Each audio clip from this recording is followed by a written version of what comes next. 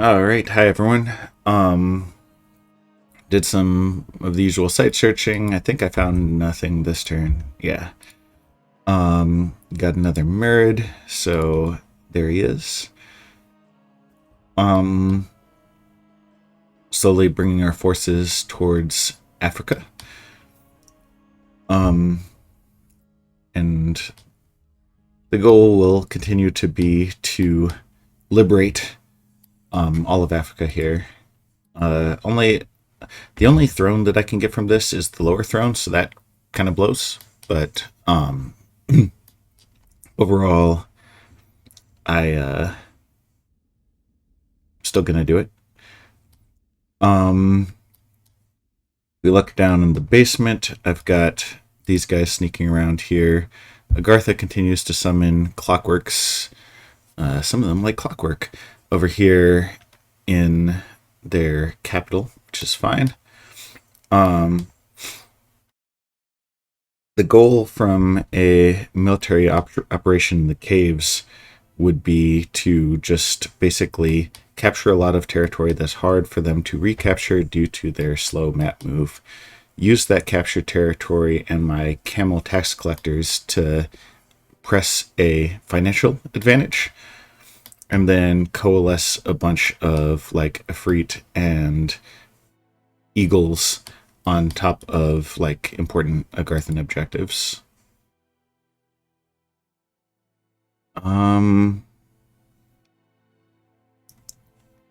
Let's have you sneaking off with these Jinn, which makes sense. You go over here and you'll start summoning eagles, I guess. Because I do need more eagles. They have a mobility that the rest of my troops just don't have.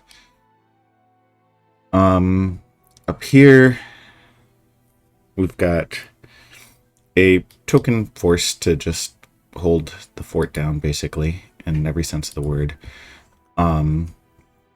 Then these guys, which we're probably also going to gateway to the Agarthan front. Do need more bags of wine, so let's go ahead and make some of that. Excuse me. Give that to you, and you guys can start walking. It'll take you a while to get where you need to go. You can come too. I don't have enough boots to give everyone boots to go walking with. You're summoning allies. You'll get boots so that you can actually make it down south. Wraith Lords have a lot going for them, so I definitely want them to be heavily involved near the front. The goal for Fire Gems will be to save up until I have 100, doing alchemy as necessary. Around that time, we will have Flames from the Sky active. Oh, I only need 60. I only need 60. Okay, maybe I won't save up 100. But the goal will be to just like incinerate all of these damn ohms.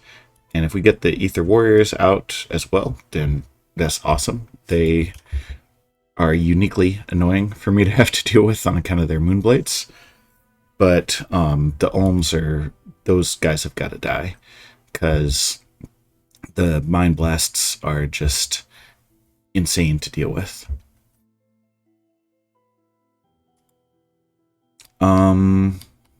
Yeah, let's look at the rest of the messages. Banelord. What did I even summon this guy for? I don't know, but I guess he's going to move some troops around. I want to summon Tartarians with my death magic. No, I can't. I don't even have. I don't even have Conjuration 9 to summon Tartarians. I'm kind of addicted to Tartarians. We'll see. Maybe some specters. Let's get at least. Excuse me. Let's get at least a couple going. Specters are nice because I can sneak them around with my Malika and the astral ones, And then if they try to mine hunt me, then they will get a nasty surprise. Remaining messages. Bloodslave, blood hunting, Ind attacking Uruk, Agartha attacking Ashdod. There's their force again. Got so many clockworks. These guys have fire resistance 15, which is enough to withstand flames from the sky, but it does nothing against my national spell or Pillar of Fire. So if we go ahead and look at those, I've got Smokeless Flame, which is 45 armor piercing damage. And then there's also Pillar of Fire, which is 34. I'll do Smokeless Flame whenever I can, but some guys only have Fire 2, so they'll do Pillar of Fire. Because it is nice to get these happening from turn 1 and softening up an army.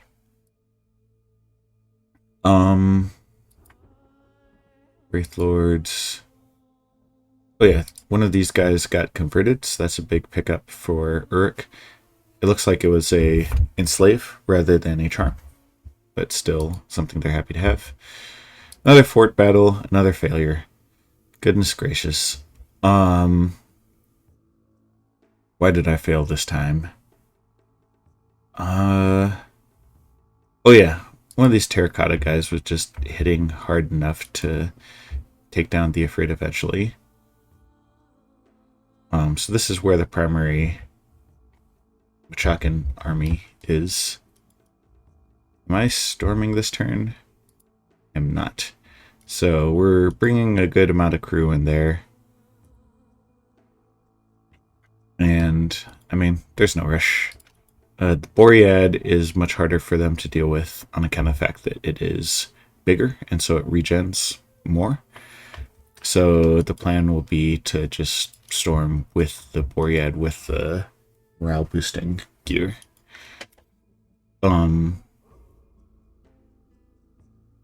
There's a good chance that the Boread does not kill these guys, but it triggers turn timer, which is kind of awkward because I would ideally like the Machakans to die at turn timer.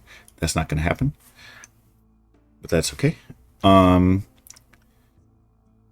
We're storming here with this Malika, and she's got morale boosted up to 22. So the hope is that she can just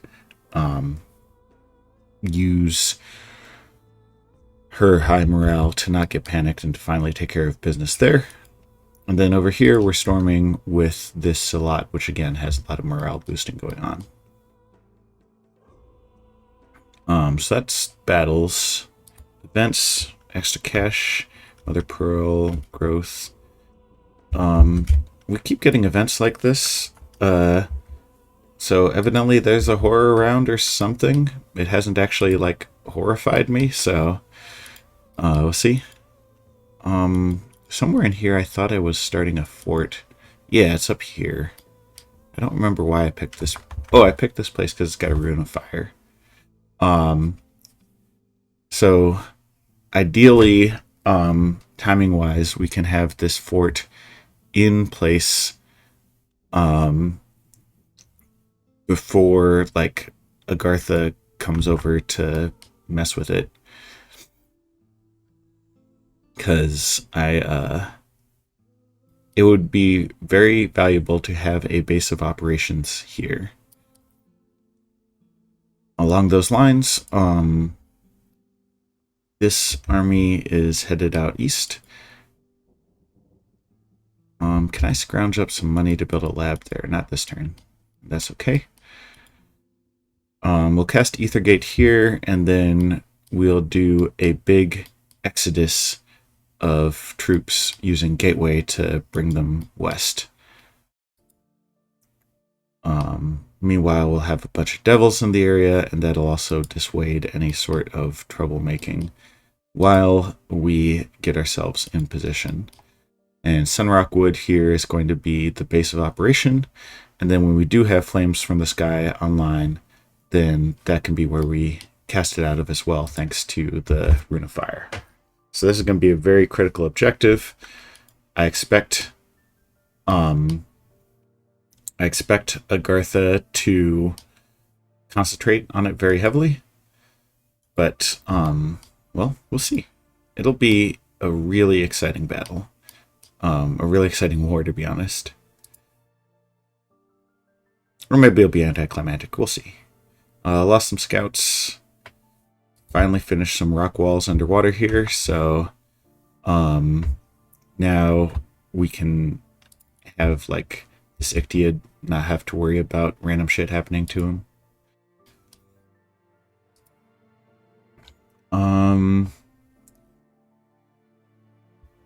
Where's this place? Yeah, this is the place where I'm going to be recruiting enchantresses after I boarded up some more.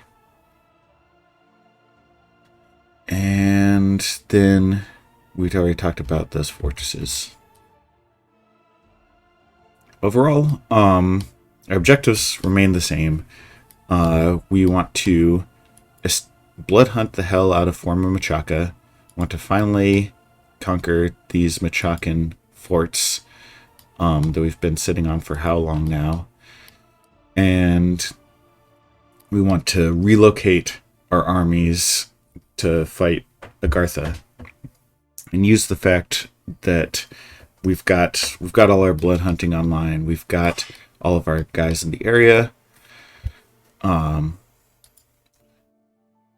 saving up excuse me, I'm saving up blood slaves so that I can summon a bunch of Ifrits and such.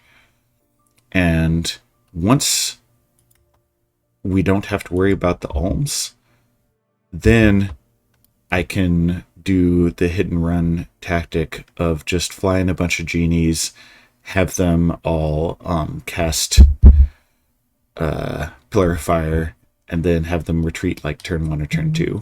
And that should be a good tactic for softening up this army really quick. The whatever, if I'm able to take out the alms, that will also take out a lot of these mages. The golem will survive. The Oracle of the Ancients will survive. But all these other guys are gonna be a lot softer. And that'll give me a lot more flexibility to just operate in this area. Alright. Anything else worth... What's this Mirage? Excuse me. Sages. That's a good pickup for Agartha after they conquer that fort. I haven't found much in the way of sites throughout here, which maybe just like I happened to scry here one time and I didn't scry these other places. But overall, that's the plan there. Oceania is taking care of Pelagia over here. I don't actually know how things are between Oceania, Atlantis, and Ermor. Celeria, I'm told, is on their way out, but as you see, I don't have any visibility into that. And then over here, the Uruk situation is interesting. Uruk has big, powerful armies that are like as strong as any other armies in the region. Ashdod's army is in place here, so it's possible that Ashdod and Uruk pieced out so that Ashdod could focus on Pythium and Agartha. But I don't know. This is a scary army for sure, but it's got nothing on this Agarthan army, at least at present. 135 Olms will just shut down all those Anakites. And then once they're shut down, then the Shard Guards hit plenty hard, especially with Weapons of Sharpness to cleave through them quickly. So like this Agarthan army, it came to play. 26 protection means, or 16 protection, that'll be half to 8 when I drop the nukes. So that means an average of 7 damage plus half an exploding die, which means I have to roll pretty well to actually kill Shard Guards with Flames from the Sky, which is fine. They're not the primary target. But at present, this army will obliterate anything that Ashdod brings to the table, which is why Agartha took on this war in the first place. I wanted this throne. I reached out to Riga Joe and they went silent. So Riga Joe is just going to take it and dare me to do anything about it, and they're right. I can't do anything about it. I don't want to fight this Riga Joe army. If Riga Joe decides to fight me some more, then I do have the ability to go amphibious and start like messing with all of their underwater holdings. But they do have a ton of great gate cleavers that are cracking forts in one turn, and that's a big deal for sure. We are at peace with the non-aggression pact, so hopefully they choose to respect that. But it's the fact that Riga Joe has a considerable amount of force in the area means that they probably want to send them to attack someone around here. And there's a big question of who and how and what they're going to achieve.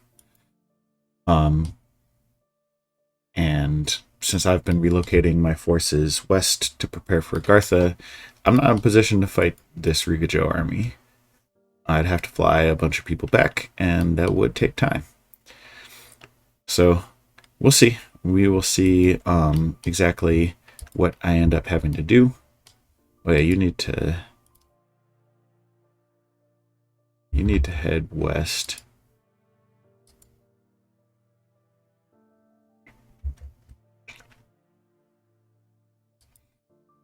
Do I have another boots somewhere?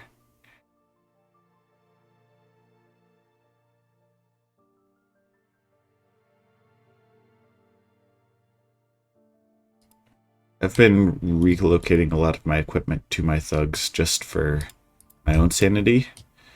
But some of these things I do need to actually give them to whomever's going to be using them so that they can get where they need to go.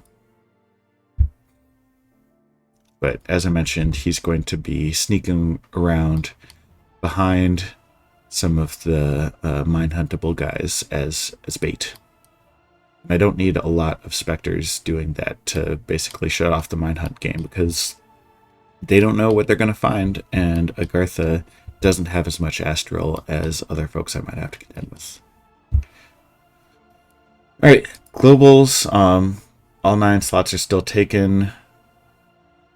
So I'm not going to overcast any of these things. When Asphodel finally falls, then I might put up something in place of Mother Oak, but probably not.